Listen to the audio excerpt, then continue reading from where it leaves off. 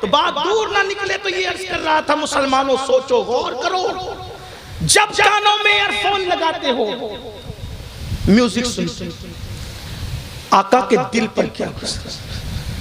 حجام کی کرسی پر بیٹھ کر کے بڑھاپے میں بھی داڑھی مڈاتے،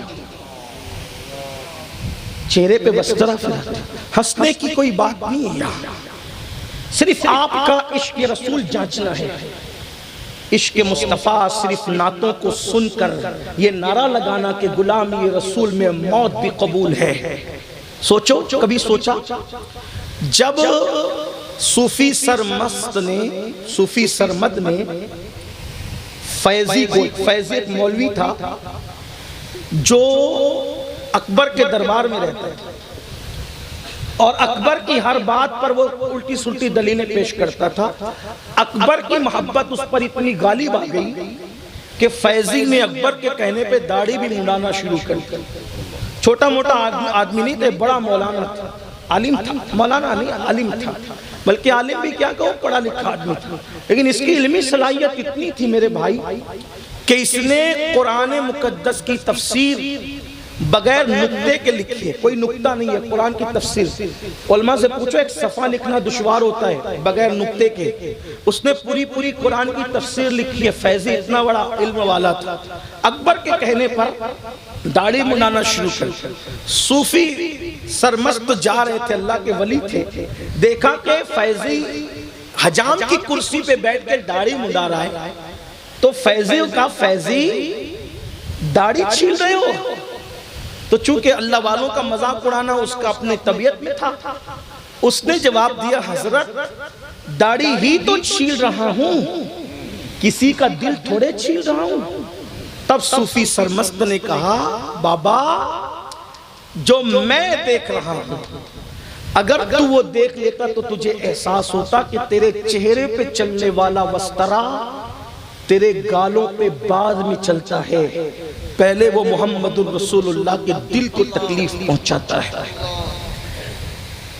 سر قربان کرنے کی بات کرتے ہیں، بتاؤ جو قوم اپنے نبی کے نام پر داڑھی کے چند بال نہ بڑھا سکے اس قوم کو عاشق رسول کہلانے کا حق کیا ہے؟ آج کہتے ہیں پوری دنیا میں لٹ رہے ہیں، پٹ رہے ہیں، مارے جا رہے ہیں، کاٹے جا رہے ہیں، یہ ہو رہا ہے وہ ہو رہا ہے۔ میں نے کہا جو قوم قبر انور میں بھی رسول اللہ کا دل دکھائے، حضور کو قبر انور میں بھی تکلیف پہنچے، سوچو تو صحیح، غور تو کرو۔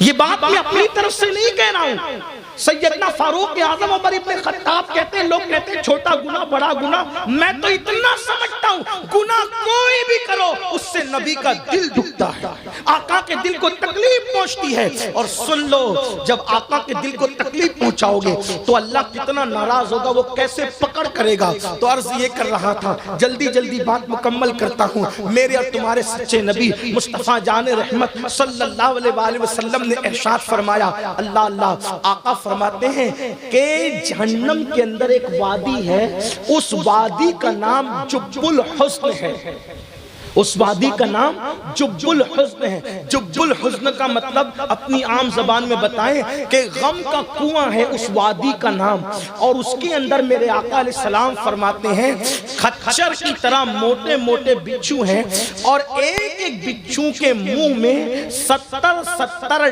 ڈنک ہے۔ جب کوئی بے نمازی مرے گا تو اسی جب الحزن میں اس کو داخل کیا جائے گا، اور جب وہ موٹے موٹے 70 منہ والے بچھو اس کو ڈنک ماریں گے تو 1000 سال تک کے وہ زہر اس کے جسم میں گھومتا رہے گا، اس کی ہڈی کے جوڑ ٹوٹ جائیں گے۔ آپ سے پوچھتا ہوں، بہت غرور ہے نا اپنی جوانی پر، بڑا ناز ہے نا اپنی طاقت پر، ہے کوئی مقابلہ کرنے والا؟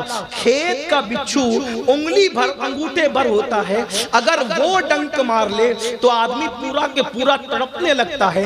کھیت کا بچھو کا ڈنک ہم برداشت نہیں کر سکتے، اللہ کی جہنم کا بنایا وہ بچھو جس کے 70 منہ ہیں، اور یہ اللہ کے رسول کا فرمان ہے، 1000 سال تک کے زہر گھومتا رہے گا۔ کیا جاتا ہے 10 منٹ نماز پڑھنے میں، کیا جاتا ہے 10 منٹ نماز کا وقت نکالنے میں، سب کے لیے ٹائم، رب کے لیے ٹائم نہیں۔ میں اپنی بہنوں سے کہنے چلا تھا، میری بہنوں شوہر کتنا بھی وفادار ہوگا بلکہ دنیا میں میرے بھائی کوئی اپنا نہیں، کوئی اپنا نہیں۔ قرآن کہتا ہے لا تنس نصیبک من الدنیا، دنیا سے اپنے نصیب کا مت بھولو، کفن کے سوا کچھ نہیں لے کر کے جاؤ گے۔ جس دن سیدہ فاطمہ الزہرا کا وصال ہوا تھا اس دن مولا علی نے روتے ہوئے کہا تھا آج مجھے یقین ہے، پہلے سے بات یقین کی تھی لیکن روتے ہوئے کہتے ہیں آج مجھے یقین ہو گیا کہ دنیا میں اللہ کے سوا کوئی اپنا نہیں۔ سیدہ فاطمہ کے وصال کے دن یہ تاریخی جملہ کہا تھا، کیوں؟ لوگوں نے کہا کیوں؟ فرماتے ہیں ایک بار فاطمہ کہتا تھا تو 3 بار لبیک کہتے ہوئے دوڑتی آتی تھی، اب 3 بار آواز دیتا ہوں لیکن کوئی جواب نہیں دیتی۔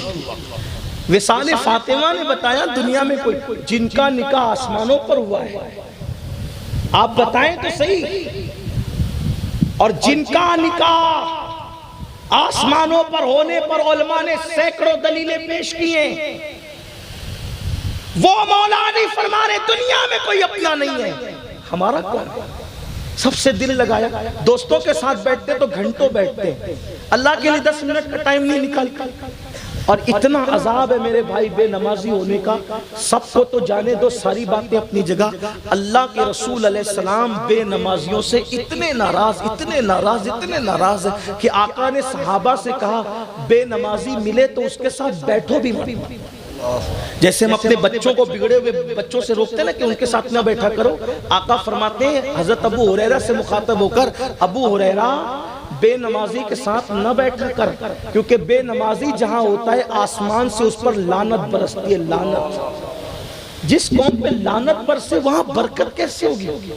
بڑی معذرت کے ساتھ برا مت ماننا، میری بات کا مفہوم مخالف مراد مت لینا۔ لعنت کون برسا رہا ہے؟